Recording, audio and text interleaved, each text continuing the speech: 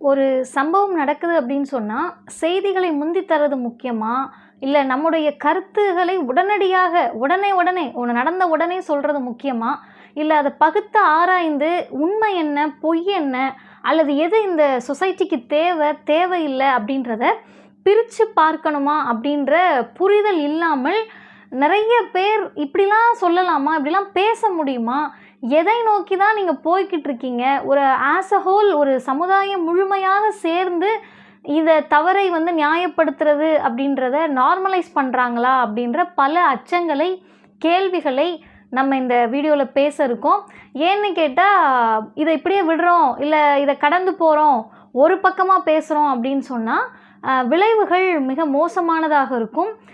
அடுத்த தலைமுறைன்னு எந்த இளைஞர்களை நம்புறோமோ, அந்த இளைஞர்கள் மிகப்பெரிய ஆபத்துக்குள்ளானவர்களாக, அச்சத்தை ஏற்படுத்தக்கூடியவர்களாக வளர்வதற்கு நிறைய வாய்ப்பு இருக்கு. எனவே இதை பற்றி நம்ம பேசியே ஆகணும். நேற்றைக்கு முதல் நாள் கிண்டி கலைஞர் அரசு மருத்துவமனையில் மருத்துவர் மீது அவ்வளோ பெரிய ஒரு தாக்குதல், கத்தி குத்து நடக்குது. அதற்கு பிறகு நிறைய வீடியோஸ், செய்திகள் அதை பற்றி நம்ம பார்க்குறோம். அதில் குறிப்பிட்ட ஒரு வீடியோ உண்மையாகவே எல்லாரும் பார்க்க வேண்டியது. ஒரு 3 நிமிட காணொளி. எல்லாரும் ஒரு பக்கம் பேசிக்கிட்டு இருக்கிறப்ப, உண்மையாகவே சமூகம் என்ன பண்ணணும்? மக்கள் இதுக்கு எப்படி ரியாக்ட் பண்ணணும்? நீங்க என்ன பண்ணிட்டு இருக்கீங்க? அப்படின்ற கொஸ்டினை, ஒரு கேள்வியை நமக்குள் எழுப்பிய ஒரு வீடியோ. அந்த வீடியோவை பேசினது யாரு? அதை நீங்கள் பார்க்கணும் அவசியமா அப்படின்றதுக்காக தான் நம்ம இதை பேசுகிறோம். இன்னும் அந்த சம்பவத்தை பற்றியும், அதற்கு பிறகு ஒரு மக்களாக ஒரு சொசைட்டியில் எப்படி நடந்துக்கணும் அப்படின்றதையும், இதன் மூலமாக நமக்கு ஏற்பட்ட அச்சத்தையும் தான் நம்ம பேச இருக்கோம்.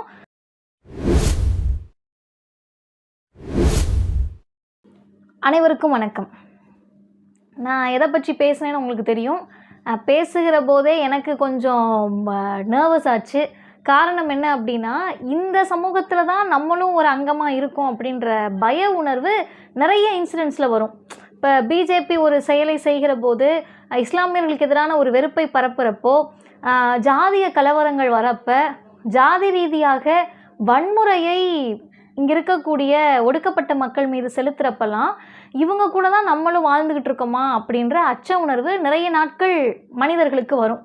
ஆனால் இந்த முறை என்ன அப்படின்னு கேட்டிங்கன்னா, ஒரு கொலையை அல்லது கொலைவெறி தாக்குதலை அல்லது கொலை முயற்சியை, ஒரு வன்முறையை நார்மலைஸ் பண்ணக்கூடிய சமூகமாக வேறு மாநிலங்களில் ஏதாவது நடந்திருந்தால் நம்ம கடந்து போகலாம். தமிழ்நாடும் இந்த கலாச்சாரத்திற்கு, வன்முறை கலாச்சாரத்திற்கு ஆதரவு கொடுக்கக்கூடிய மனநிலைக்கு போய்கிட்டு இருக்கு அப்படின்றது ரொம்பவே ஆபத்தான போக்கு. இது யாருடைய தவறு, யார் சரி, இதையெல்லாம் பேசுகிறதுக்கு முன்னாடி கொஞ்சம் நீங்கள் எல்லாருமே நார்மலான ஒரு மனிதர்களாக சில விஷயங்களை நம்ம யோசிக்கணும். என்ன யோசிக்கணும் அப்படின்னு கேட்டால், குறிப்பிட்ட ஒரு துறையை சார்ந்தவர்களையே இவங்கெல்லாம் இப்படித்தான், மருத்துவர்களாக காசு பார்ப்பாங்க, பிஸ்னஸ் மைண்டாக தான் இருக்காங்க, அவங்க ப்ரைவேட்டுக்கு போனால் தான் நல்லா பார்ப்பாங்க, ஜிஹெச்சுக்கு போனோம்னா அவங்க இப்படி தான் பண்ணுவாங்க, இப்படின்னு சொல்லி ஒருமையில் பேசுகிறது, இதெல்லாமே நடக்கிறது தானே, இவங்களே இப்படி தானே அப்படின்னு ஒட்டுமொத்தமாக ஒரு டாக்டர்ஸ் கம்யூனிட்டியை ஒரு பிராண்ட் பண்ணுறது அப்படின்றது நியாயமானதா அப்படின்றத நமக்குள்ளே நம்ம கேள்வி எழுப்பிக்கணும். ஏன்னா நம்ம சந்தித்த ஒரு டாக்டர் ஒரு நாளைக்கு ஒரு 100 பேஷண்ட் 200 பேஷண்ட் பார்க்குறவர் எரிச்சலாக இருக்கார், கோவப்பட்டுட்டாங்க அப்படின்ற ஒரு காரணத்தை சொல்லி கத்தி குத்த நார்மலைஸ் பண்ணுற அளவுக்கு இந்த சமூகம் எப்படி மாறும்? நம்மளால் நினச்சி பார்க்க முடியுதா? நீங்கள் ரொம்ப நார்மலாக உங்கள் வீட்டில் உட்காந்துட்டு இந்த விஷயத்தை யோசிச்சிங்கன்னா, நான் ஒரு வீடு கட்டுறேன், அந்த வீடு சரியாக அமைப்பில் வரல, நான் என்ன யோசிச்சேனோ அதில் வரல. யார் அந்த குறிப்பிட்ட ஒரு இன்ஜினியர் அந்த வீடு கட்டுறதுக்கு காரணமாக இருந்தாரோ, கட்டி முடித்த பிறகு என் வீடு இப்படி ஆயிடுச்சு அப்படின்னு போயிட்டு அவரை கத்தியில் குத்திட்டாரு அப்படின்னு ஒரு செய்தி வருது. அப்போ நம்ம என்ன சொல்லுவோம்? ஏங்க, வீடை தப்பாக கட்டினான்னா அவனை கத்தியில் குத்தாமல் என்ன பண்ணுவாங்க அப்படின்னு கேட்டால், நம்ம மனிதத்தன்மையோடு தான் இருக்கோமா? ஒரு குழந்தை எக்ஸாமில் ஏதாவது 10th 12th ஃபெயில் ஆகிடுது ஒரு குறிப்பிட்ட பாடத்தில்.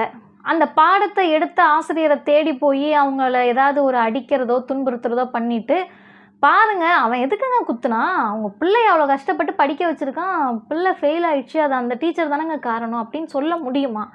அந்த சினாரியோவை அப்படியே ஒப்பிட்டு பாருங்கள். அவங்க தாய்க்கு புற்றுநோய், ஒரு 6 மாதங்களாக மருத்துவமனைக்கு வந்துக்கிட்டே இருக்காங்க. குறிப்பிட்ட அந்த மருத்துவரை பார்க்குறாங்க. எங்கள் அம்மாவுக்கான விரக்தியில் செஞ்சுட்டாரு அப்படின்னு சொல்லி அந்த தாயே பேசுகிறாங்க. அதை வந்து எல்லா சேனலும் போயிட்டு வீடியோ எடுத்து எவ்வளோ நார்மலைஸ் பண்ணுறாங்கன்னா, கத்தி குத்த நார்மலைஸ் பண்ணுறாங்க.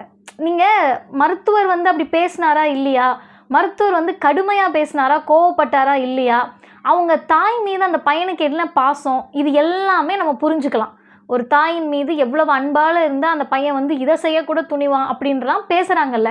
இது எல்லாத்தையுமே நம்ம ஒரு பக்கம் வச்சுக்கிட்டாலும் கூட, கோபமாக ஒருவேளை அந்த மருத்துவரை பற்றி நாம் கேட்டறிந்தவரை, அந்த மருத்துவர்களுடைய நண்பர்களாக இருந்த மருத்துவர்கள் சொன்னதை கேட்டவரை, அவர்கிட்ட வைத்தியம் பார்த்துக்கிட்ட பேஷண்ட்ஸ் எல்லாம் சொல்கிறத வச்சு, அந்த மருத்துவமனைக்கு தினந்தோறும் போயிட்டு அவரை பார்த்துட்டு வந்த நோயாளிகள் ஒரு 2-3 பேர்கள்ட்ட விசாரித்தவரை அப்படி கடுமையாக பேசக்கூடிய குணம் இல்லைன்னு சொல்கிறாங்க. ஒருவேளை அவர் கோபமாக கடுமையாக பேசியிருந்தாலும் கூட, எரிச்சல் அடைந்திருந்தாலும் கூட, அதுக்கு நான் ஒரு மனிதரை, ஒரு மருத்துவரை ஹாஸ்பிட்டலுக்குள்ளே போய் அவர் ஒர்க் ஸ்பாட்டில் கத்தியில் குத்துறது சரி அப்படின்ற ஒரு ஸ்டாண்ட் எடுக்கிறாங்கல்ல, அவங்கள பார்க்குற போது நமக்கு அச்சம் வருது. நியாயமாக ஒரு சமூகம் என்ன சொல்லணும்? எங்கள் உயிரை காப்பாற்றுற மருத்துவர்கள் அவங்களுக்கு ஒரு பாதுகாப்பு வேண்டாமா? அவங்க அச்சத்தோடு நம்மளை பார்க்க முடியுமா? ஒரு ஹாஸ்பிட்டலுக்குள்ளே நீங்கள் போகிறீங்க, பேஷண்ட் வந்திருக்காங்களா இல்லை கத்தி குத்த வந்திருக்காங்களா, இவன் யார் அப்படின்ற அச்சத்தோடையே நம்மளை தொட்டுறாங்கன்னு சொன்னால், நம்மளை தொட்டு வைத்தியம் பார்க்க அந்த மருத்துவர்களுக்கு மனம் வருமா?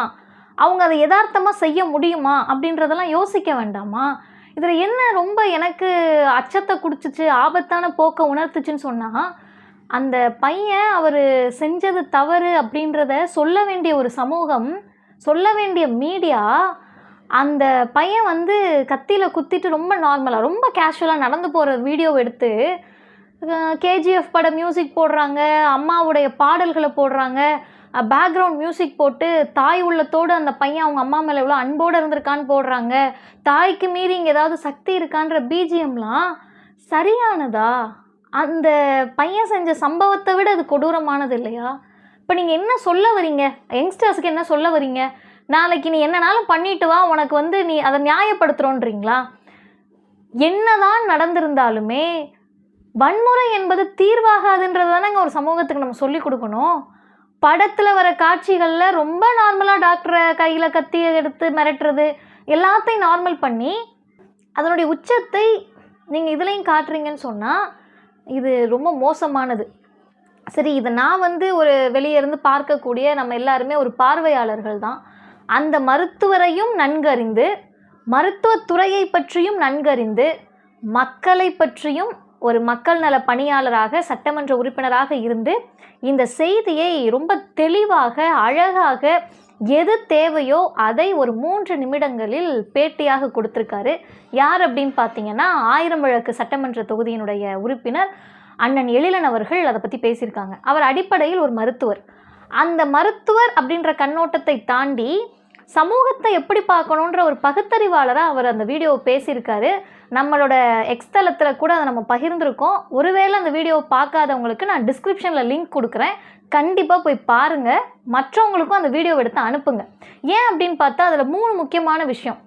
இப்போ நம்ம இவ்வளோ ஆதங்கத்தை சொல்கிறோம்ல, ஏங்க உங்களுக்கு செய்தியை கொடுக்கணும், அதை சுவாரஸ்யமாக கொடுக்கணும், அழகாக கொடுக்கணும், உங்களுக்கு எல்லாரும் உங்களோட வீடியோஸை பார்க்கணுன்றதுக்காக பின்னாடி பிஜிஎம் போட்டு ஒரு கொலைவெறி தாக்குதலை நார்மலைஸ் பண்ணுவியா அப்படின்னு ஒரு கேள்வி நம்ம இந்த சமூகமாக சேர்ந்து கேட்குறோம் இல்லையா?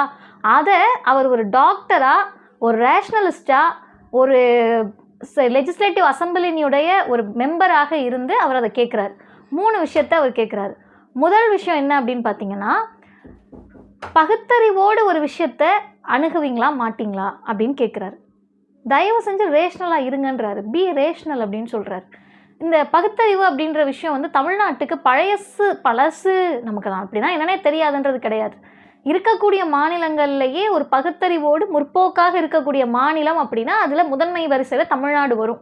அப்போ இப்படி நடக்கக்கூடிய பிரச்சனைகள் அப்போ கொஞ்சம் பகுத்தறிவோடு யோசிங்கன்றாரு. 2வது முக்கியமான விஷயம், எப்போ இந்த பகுத்தறிவை நம்ம அதிகமாக வேலை கொடுக்கணும்? சும்மா நார்மல் டைமில் உட்காந்துக்கிட்டு இருக்கப்ப, டீ சாப்பிட்றப்ப, சாப்பிட்டுட்டு இருக்கப்ப, ஹோட்டலுக்கு போகிறப்ப, ரெஸ்டாரண்ட்டுக்கு போகிறப்ப நம்ம பகுத்தறிவை காட்டுறோமோ இல்லையோ 2 நேரத்தில் காட்டணும். ஒன்று, பேரிடர் சமயத்திலும் மருத்துவம் சார்ந்த விஷயங்கள்லையும் கொஞ்சம் பகுத்தறிவோடு நடந்துக்கோங்கன்றார். இந்த 2மே மிக முக்கியமானது. ஒரு டிசாஸ்டர் வந்துக்கிட்டு இருக்கப்ப அந்த டிசாஸ்டரில் நம்ம ஒரு பாலிடிக்ஸ் பண்ணுறதுக்காகவோ, பேரிடர் காலத்தில் வெள்ளம் வந்துட்டுருக்கோம், அந்த வெள்ளத்தப்ப நம்ம உட்காந்துக்கிட்டு எப்படியாவது டிஎம்கே கவர்மெண்ட்டை தப்பாக பேசிடணும், அது மட்டும் தான் நோக்கம் அப்படின்னு உட்காந்து சோஷியல் மீடியாவில் எழுதி மக்களுக்கு பதட்டத்தை உண்டு பண்ணுறோம் இல்லையா, அதெல்லாம் பகுத்தறிவுக்குள்ளே வருமா அப்படின்னு நீங்கள் கேள்வி எழுப்பிக்கணும். பார்க்கக்கூடியவர்கள், பரப்பக்கூடியவர்கள் நமக்கு நாமே கேள்வி எழுப்பிக்கணும். அப்போ ஒரு டிசாஸ்டர் அப்பையும் அல்லது ஒரு மருத்துவம் சார்ந்த ஒரு சிக்கல் வர்றப்ப நமக்கு ஒரு சோஷியல் ரெஸ்பான்சிபிலிட்டி இருக்கணும். அந்த ரெஸ்பான்சிபிலிட்டி எப்படிப்பட்டதாக இருக்கணும்னு கேட்டிங்கன்னா, எந்த வகையிலையுமே நம்முடைய சொல்லோ, நம்முடைய செயலோ, நம்முடைய எழுத்தோ பாதிப்புக்குள்ளானவர்களுக்கோ அல்லது பாதிப்புக்குள்ளாக இருப்பவர்களுக்கோ, சமூகத்துக்கோ, மக்களுக்கோ ஒரு வகையில் கூட அச்ச உணர்வை ஏற்படுத்தாததாக இருக்கணும். ஆபத்து உணர்வை ஏற்படுத்தாததாக இருக்கணும். முடிஞ்சால் அதை பற்றி சரியான கருத்தை சொல்லணும். இல்லையா அமைதியாக இருக்கணுன்ற ஒரு ரெஸ்பான்சிபிலிட்டி நமக்கு இருக்கணும். 3வது முக்கியமாக அவர் சொன்னார், இப்படியே கேள்வி கேட்டுட்ருக்கீங்க, இந்த விஷயத்துக்கு என்ன பண்ண, அதை பண்ண, இப்படின்னு கேட்குறப்ப தொடர்ந்து சிஎம்மாக இருக்கட்டும் அல்லது டெபுட்டி சிஎம்மாக இருக்கட்டும் அல்லது ஹெல்த் மினிஸ்டராக இருக்கட்டும், இவங்க எல்லாருமே அதை பார்வையிட்டு ஹை லெவல் கமிஷன் அமைத்து என்ன பண்ணணும், இதை எப்படி சரி பண்ணணும், மருத்துவர்களுடைய பிரச்சனைகளாக இருக்கட்டும், மருத்துவர்கள் ஆர்ப்பாட்டம் பண்ணாங்க, ஸ்ட்ரைக் பண்ணுறாங்கன்னா அதை எப்படி ஹேண்டில் பண்ணுறது, மருத்துவமனைக்குள் மருத்துவர்களுடைய பாதுகாப்பை எப்படி உறுதி செய்வது, மருத்துவர்களுக்கும் ஒரு நோயாளிகளுக்குமான அந்த ரிலேஷன்ஷிப்பையோ அந்த தன்மையையோ எப்படி சரி செய்வது, இப்படியெல்லாம் விசாரிக்கிறாங்கங்க, கேட்டுக்கிட்டு இருக்காங்க. இதுதான் பதில். திரும்ப திரும்ப கேள்வி கேட்குறப்போ அவர் சரியான ஒரு விஷயத்த சொன்னார். கண்டிப்பாக அதை மக்கள் புரிஞ்சுக்கணும். அது என்ன விஷயம்னு கேட்டால், மீடியாவை பொறுத்த வரைக்கும் இது ஒரு இன்சிடென்ட் பேஸ்ட். அப்படி தானே, நீங்கள் இன்றைக்கி இது கிண்டியில் நடந்திருக்கா, நம்ம இங்கே மைக்கை நீட்டி இங்கே கேள்வி கேட்போம், அடுத்த இடத்துக்கு போவோம், அடுத்த ஒரு இன்சிடென்ட் பேஸ்ட், அதில் தப்பு கிடையாது. மிக முக்கியமாக மீடியா இல்லைன்னா அப்படி ஒரு விஷயங்கள் நடக்கிறது கூட மக்களுக்கு தெரிய போகிறது கிடையாது. ஸோ அவங்களுடைய வேலையை, அவங்க டியூட்டியை அவங்க சரியாக பண்ணுறாங்க.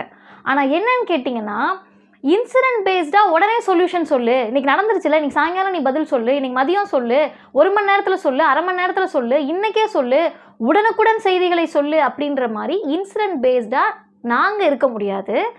இது ஒரு ப்ராசஸ் அப்படின்ற வார்த்தை ரொம்ப முக்கியமானது. இது இந்த இன்சிடெண்ட்டுக்கு மட்டும் இல்லை. ஒரு பிரச்சனை நடக்குது, ஒரு வன்முறை நடக்குது அல்லது ஏற்றுக்கொள்ள முடியாத ஒரு சம்பவம் சமூகத்தில் நடக்குதுன்னு சொன்னால் அதற்கு பதில் சொல்ல வேண்டிய கடமை அரசுக்கு இருக்கான்னு கேட்டால் 100% அரசுக்கு தான் இருக்குது. அதில் மாற்று கருத்தே கிடையாது. ஆனால் அரசு ஒரு முடிவை சொல்லுவதற்கு முன்போ கேட்பதற்கு முன்போ நியாயப்படுத்தக்கூடிய வேலைகளை செய்வதற்காக யார் அந்த மருத்துவர் மீதே ஒரு பொய்யை பரப்பி, அந்த மருத்துவரை பற்றி உனக்கு தெரியுமா, அவர் என்ன பண்ணாருன்னு தெரியுமா, யார் சார் அதை போய் நேரில் பார்த்தீங்க? வீடியோ போடுறவங்க யாருக்காவது ஒருத்தருக்காவது அவர் மீது நேரடி அறிமுகம் இருந்திருக்குமா? 2வது, கத்தியில் குத்தாமல் என்ன சார் பண்ணுவாங்கன்னு போடுறாங்க. அப்படி போடக்கூடியவங்கெல்லாம் யாருன்னு கேட்டிங்கன்னா, படத்தை பார்த்து இப்படிலாம் பண்ணணும், ஹீரோயிசம் பண்ணக்கூடிய பிள்ளைகள் போட்டுட்ருக்காங்க. அதை நார்மலைஸ் பண்ணுறதுக்கு, ரொமான்டிசைஸ் பண்ணுறதுக்கு, அது ரொம்ப ரொம்ப புனிதமான ஒரு காட்சியாக தாய் அன்பையெல்லாம் இணைச்சு பண்ணுறதுக்காக இவ்வளோ பண்ணுறீங்களே, இது நியாயமானது தானா? உண்மையாகவே ஒரு ஆரோக்கியமான சமூகமாக இது, நாகரீக சமூகமாக இது என்பதை உங்களுடைய சிந்தனைக்கு, உங்களுடைய பார்வைக்கே நான் விட்டுடுறேன். ஏங்க நேற்றே நீங்கள் இதை பற்றி பேசலை அப்படின்னு கேட்கலாம். நான் வீடியோவில் முன்னாடி சொன்னேன், செய்திகளை முந்தி தருவது அல்ல நம்முடைய சேனலுடைய நோக்கமோ என்னுடைய நோக்கமோ. எது சரியானதோ, எது சமூகத்துக்கு தேவையோ அதை பேசுவது தான் நம்முடைய நோக்கம். நன்றி, வணக்கம்.